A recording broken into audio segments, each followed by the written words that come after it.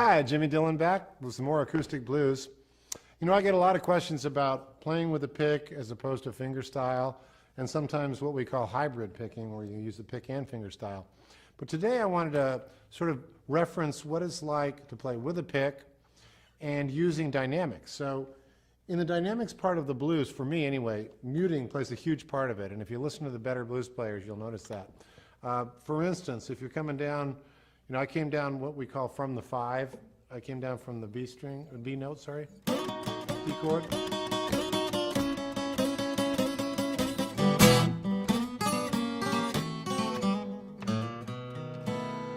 You could also do it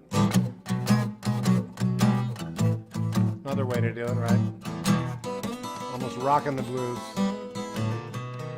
But this is obviously a raucous shuffle, almost like a Chicago style shuffle. But what I want to say is about muting, if you're coming down into a verse or if somebody's doing a solo, the muting part is very important. I use the heel of my hand, my right hand here, you'll notice, and then I use my left hand a little as well. But when you're getting into a rhythm pattern, like on a 1 chord here, you notice I'm really aggressively muting with the right hand. And this is something that I think is really important to understand about playing acoustic blues.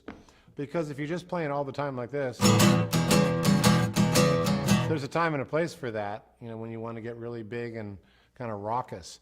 But when you want to get to a point where you're coming down to a whisper, which of course the blues does, you know, you'll hear, you used to hear guys like B.B. King or Albert King or any of the great blues players, even Clapton, they'll get real big and then they'll come down to a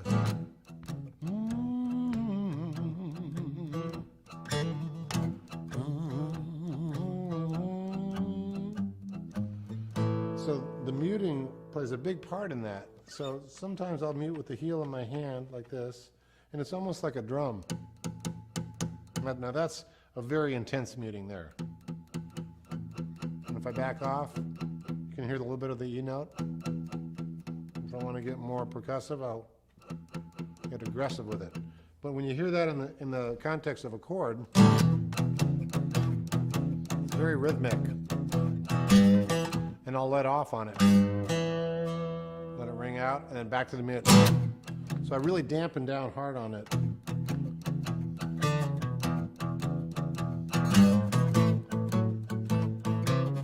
So I'm at my A chord, back to E.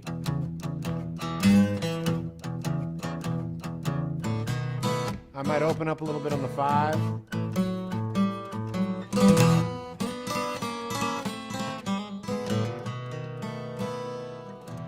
So I wanted to take a little time to really explore what dampening the strings does, how to do it, and also the fact that you can come down and dampen if you're singing a soft verse or maybe somebody else's solo. It could be a piano solo or whatever, or you could even be playing, you know, by yourself.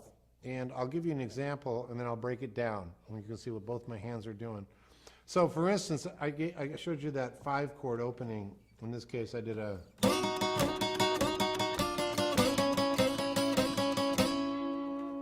It's almost like a Freddie King kind of thing. All I'm doing is I'm playing just what I call a partial B chord. So I'm basically landing here on this 1, 2, 3, 4, 5. Well, it's basically a B chord, but I'm doing it like this. Okay? You can see where I am. And I'm back to the A chord, which is just like an A, but a partial. So if I was doing the full chord, it'd sound like this. So that sounds a little corny to me. You don't want that. Sometimes you want just less is more.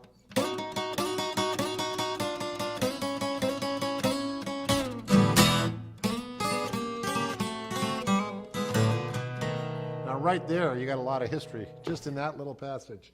You got a little Texas, you know. So I'm doing a chromatic walk down here.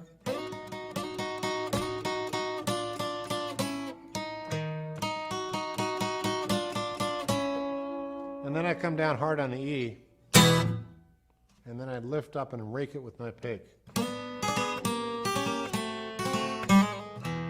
a little hammer on there. So let me slow that down for you again.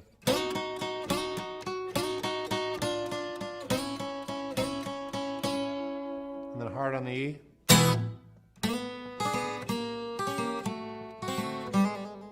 you probably wonder what I'm doing there. That's an E7th position. Right, up there on the 4th fret, 3rd fret, 4th fret. Looks just like a D7th, you know this one? Everybody knows a D7th's like a folk chord. So move that up 3. And then just chromatically walk down. And then back to your E with a hammer-on. Those are all important hammer-ons. So in context, it sounds like. Now you notice how I'm raking up, right?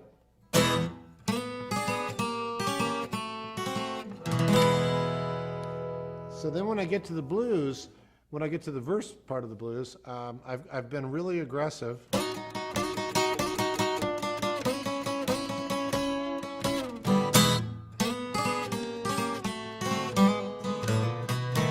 And now I want to go somewhere dynamically. I want to hunker down on that verse. Get really slinky and badass with it. I'm not in a hurry here. A, same thing. See what I'm doing there on the A chord? So let me tear that apart for you.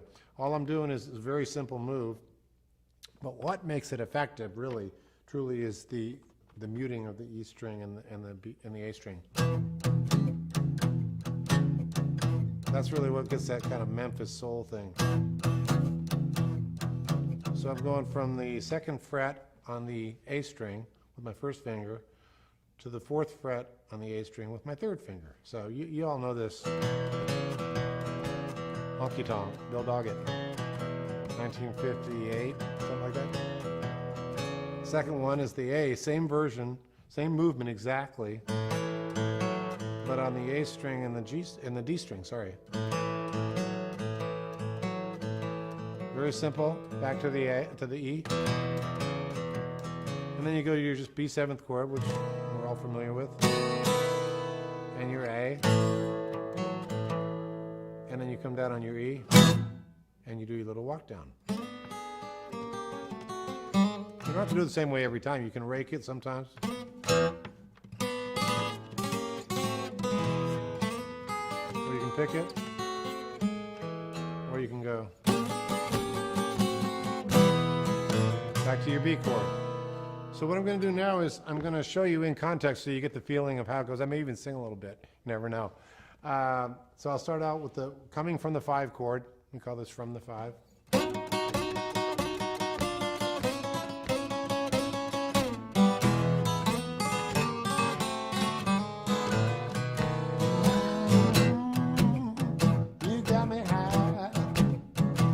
Got me run high, anywhere you want, let it roll. Yeah, yeah. You got me doing what you wanna, baby, what you want me to do.